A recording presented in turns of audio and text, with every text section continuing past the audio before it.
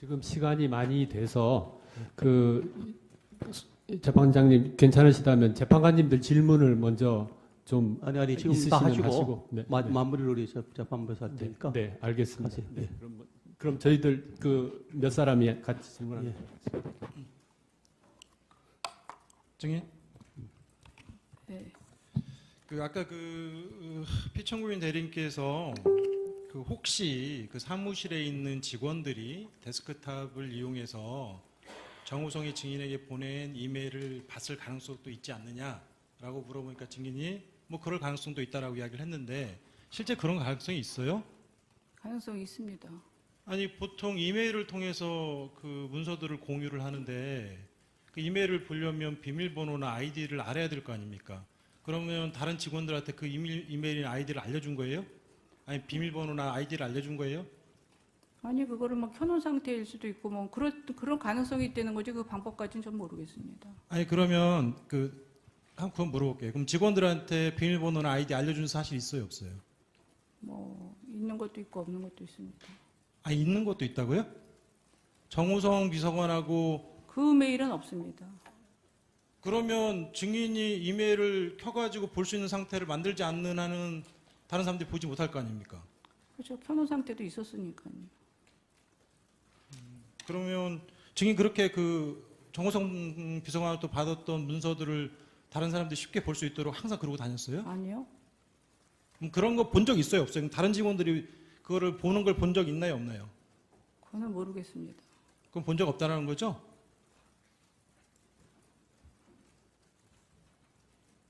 그거는 모르겠다고 얘기하지 않았습니다. 그래, 알겠습니다. 증인은 뭐 고영태, 뭐 유상영, 그다음에 뭐 박헌영, 노승일 이런 사람들이 기획해서 증인을 모함하고 있는 것으로 보인다라는 취지로 지금 주장하고 있는 거죠. 증인 그렇죠? 네. 거기에 정현식 씨도 포함돼요? 아까 그 피청구인 대리인 측에서 정현식 씨도 포함되는 것처럼 물어보는 것에 대해서 답을 해서 아니 저는 포함된다고 얘기는 하지도 않고 그분이 왜 그렇게 갑자기 저한테 그렇게 얘기하는지 모르겠다고 얘기한 것 같습니다. 그러니까 뭐 고영태 씨와 고영태 씨하고 원래 친분이 있던 사람들 외에 정현식 씨는 그 같은 부류의 사람으로 보기는 어려운 거죠? 그거는 잘 모르겠습니다. 지금 저는 누가 어떤 사람인지 판단이 전혀 안 씁니다. 자, 고영태나 이런 사람들이 분명히 대통령인 피청구인과 친한 것으로 알고 있는 증인을 상대로 해서 협박을 했다라는 건데 그 사실 참 믿기가 쉽지 않아요. 대통령이시면 우리나라 최고의 권력자시고 수사기관을 충분히 동원을 할 수 있는 막강한 권력을 가지고 계신 분인데 그런 분하고 가까운 증인을 협박했다? 자, 쉽게 이해가 안 되는데 그거 어떻게 생각하세요? 쉽게 이해가 안 가도 사실입니다. 그래요? 네. 알겠습니다. 그 2014년 내지 2015년경에 고영태 씨가 최순실 게이트 운운하면서 증인에게 도와달라고 했다라는 거죠? 그렇습니다. 그러면 증인에게 그 도와달라고 하면서 사업도 좀 도와달라 하고 좀 돈도 좀 빌려달라 하고 뭐 이런 식의 부탁을 했었나요? 그랬습니다. 구체적으로 그 어떤 식으로 협박하던가요? 한번 이야기 좀 한번 해보세요. 그 얘기는 지금 할 수 없습니다. 왜요? 아니 최순실 게이트 운운하면서 증인을 협박했다라는 건데 그 구체적으로 이야기를 한번 해보세요. 왜냐하면 그 사람들의 그 뒷배경, 동기, 증인에게 불리하게 말을 하는 그 동기가 의심스럽고 아주 불순하다는 거 아닙니까? 그럼 그걸 정확히 말씀해 주셔야죠. 그거는 그 사람이 그 이메일을 메시지를 보낸 게 있으니까 전화기를 한번 감청해 보시면 아실 겁니다. 여기서 전화기를 어떻게 감청하나요? 증인이 검찰 그거를 측에 얘기를 하면 증인이 협박을 받았기 때문에 가장 잘 생생하게 아실 것 같아요. 아니 제가 게이트를 한다고 얘기하지 않았습니까? 전체적인 기억은 확실히 안 납니다 지금. 그거는 확실히 받은 겁니다. 주인 그러면 그때 당시에 고영태나 뭐 이런 사람들을 공갈이나 협박으로 수사기관에 혹시 고소하거나 수사 의뢰하지 않았나요? 안 왔습니다. 왜 안 했죠? 아까 증인편에 의하면 살살 달래가면서 진행했다라고 이야기를 했어요. 왜 살살 달래죠? 증인이 아무런 이유가 협박당할 아무런 이유가 없는데 왜 살살 달래가면서 일을 진행한 거예요?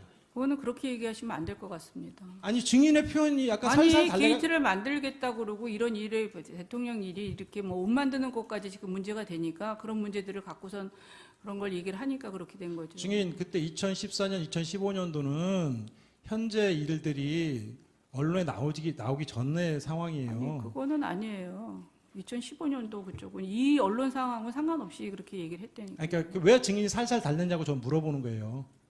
아니 살살 달랠 이유가 없는 거잖아요. 만약에 증인이 소위 요즘에 논의되고 있는 언론에 나오고 있는 이 지금 헌법재판소에서 논의되고 있는 이 일들에 대해서 부끄러움이 없다라고 하면 증인이 달랠 이유가 없잖아요. 아니 부끄러움이 없습니다. 그런데 그거를 가지고 문제 삼고 싶지는 않았습니다.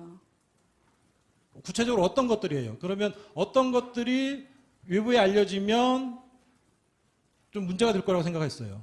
아 그거는 말하고 싶지 않습니다. 증인이 그렇게 이야기를 하면 증인의 말을 믿기가 어렵잖아요. 지금 잘 설명해 주셔야 다 이해를 할 거 아닙니까?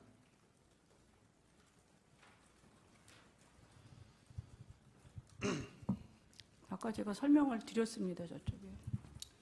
증인 혹시 피청구인한테 뭐 기출 아줌마나 주사 아주머니 소개시켜 준 적 있으세요? 없습니다. 없어요?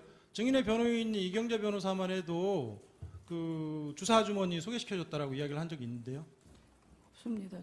그러면 증인의 변호인께서 증인과 달리 확인 안 하고 언론에 발표한 건가요? 확인 안 하고 얘기하신 것 같습니다. 전 그 언론 보도 그래요? 못 봤습니다. 알겠습니다.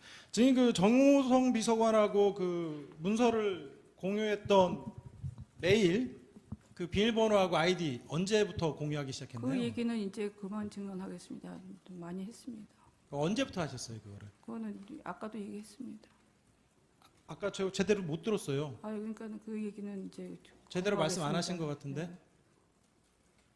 언제부터 공유했는지 그것 좀 시기 좀 이야기하실 수 없나요? 네, 지금 기억이 잘 안 납니다.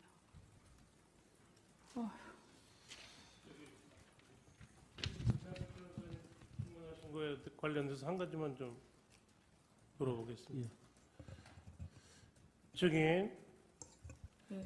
그 노승일 부장이 그 청문회 때 얘기를 한 게 있는데 그때 무슨 얘기를 했냐면은 노승일 자기가 그 증인의 컴퓨터에 들어가지고 파일을 하나 다운받은 게 있대요.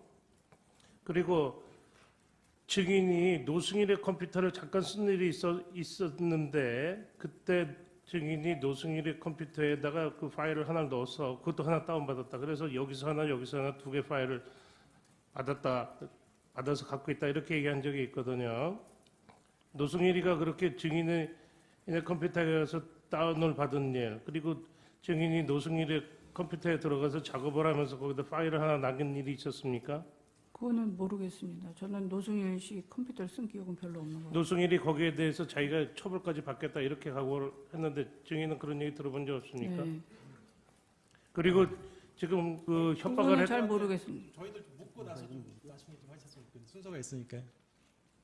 아니 증인 우리 문 변호사님 말씀하신 거에 대해서 내가 지금 다시 정 변호사님, 지금 논점에서 벗어나는 지금 질문을 하고 계시는데 지금 아니, 한참 신문하다가 지금 중단을 시켜놓고 하고 계시거든요. 파일을 그러니까 안 받았다고 이제 얘기를 아니, 됐어요. 그런 충분히 지금 논의가 됐으니까 계속 빨리 마무리를 하세요. 네, 알겠습니다. 자, 증인 그 미르재단과 관련해서 아까 증언하실 때 이성환하고 차은택 씨가 문제가 있었다라는 식으로 이야기를 하셨는데 그 실제 뭐 어떤 문제가 있었나요? 그거는 나중에 다 밝혀질 것입니다. 이것도 하나의 이거를 헌법재판소에서 밝히는 과정이에요. 네, 너무 그거 정확히 지금 무슨 문제였던지 좀 말씀하시기 어려운가요? 네. 지금 그 문제를 대통령께 보고는 안 드렸는데 대통령께서 이미 알고 있었던 것으로 생각한다라고 이야기를 하셨거든요. 그것도 맞나요? 모르겠습니다. 그렇게 얘기했는지. 알겠습니다. 마지막으로 하나만 더 묻도록 하겠습니다. 주인 오늘 그 특검에서 이재용 삼성전자 부의장을 대해서 구속영장을 청구한 거 혹시 알고 계시나요? 모르고 있습니다. 그 특검 조사와 관련해서 그 언론지상에 나오는 거는 그 이재용 부의장의 경우 2015년 7월 25일경에 대통령과 면담을 할 때 대통령께서 약 20여 분간 왜 승마와 관련돼서 지원이 제대로 진행되지 않느냐 강하게 질책을 해서 그 직후에 삼성의 박상진 사장이 독일에 건너가 코어 스포츠와 200 몇십억 대 용역 계약 약정을 하고 그리고 실제 그 이후에 약 10개월에 걸쳐서 약 70억 정도의 넘는 돈을 그 실제 용역 대금 내지는 말값으로 보내줬다고 하거든요. 혹시 그 내용 들어본 적 있어요? 무슨 내용이에요? 방금 말씀드린 거. 내용 들어본 적 없습니다. 그리고 270억이라는 거는 그 가상 금액이지 그 사람들이 집행할 저 의지도 없다고 아까 말씀드렸지 아니요. 않습니까? 그러니까 뭐 이렇게 계약서 내용을 말씀드리는 거예요. 그리고 근데 그러면서 자기들은 대통령이 강하게 압박해가지고 어쩔 수 없이 한 자기들 이거 삼성 측의 주장입니다. 강하게 압박해가지고 어쩔 수 없이 한 공갈의 피해자다. 뭐 이런 취지로 주장하거든요. 그거에 대해서는 어떻게 생각하세요? 그거는 모르겠습니다. 그 사람들의 주장이니까. 그러면 피해자 아니면은 사전에 그 대통령하고 피청구인하고 삼성 측하고 어느 정도 논의가 돼가지고 진행이 됐다는 건가요? 그렇게 물어보시는 건 아닌 것 같습니다. 아니 그거에 대해서 대답을 하시면 돼요. 제 질문 취지에 대해서 또 뭐라고 하지 마시고 대답하시면 돼요. 질문 취지를 잘 모르겠습니다. 무슨 얘기인지. 아니 그 삼성 측에서는 마치 공갈의 피해자처럼 이야기를 해요. 근데 그분들이 얘기한 걸 제가 뭐라고 얘기를 할 수가 있습니까? 잘 모른다? 네. 예, 알겠습니다. 이상입니다.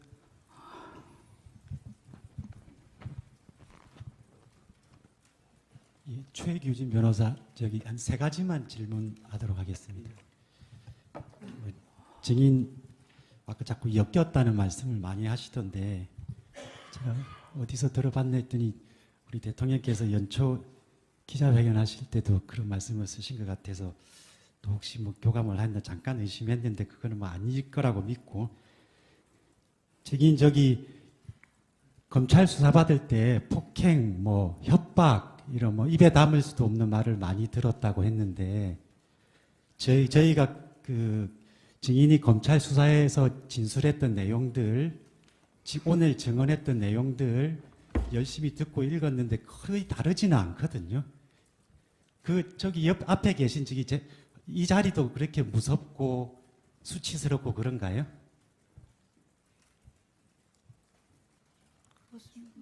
뭐 대답 안 하셔도 상관없습니다. 예. 그다음에 의상실 신사동에 있는 의상실에 대해서 하나 여쭤보겠습니다. 그 신사동 의상실은 증인이 운영한 게 아니라고 그러셨나요? 더 이상 답변을 안 하겠습니다. 고영태 씨가 운영을 했다고 진술하셨나요? 그건 어느 의사실인지 잘 모르겠습니다. 뭐 진술 거부한다고 제가 받아들이고 하나만 더 자꾸 확인하지 마시죠. 예, 하나만 새로운 걸 물어보시죠. 예.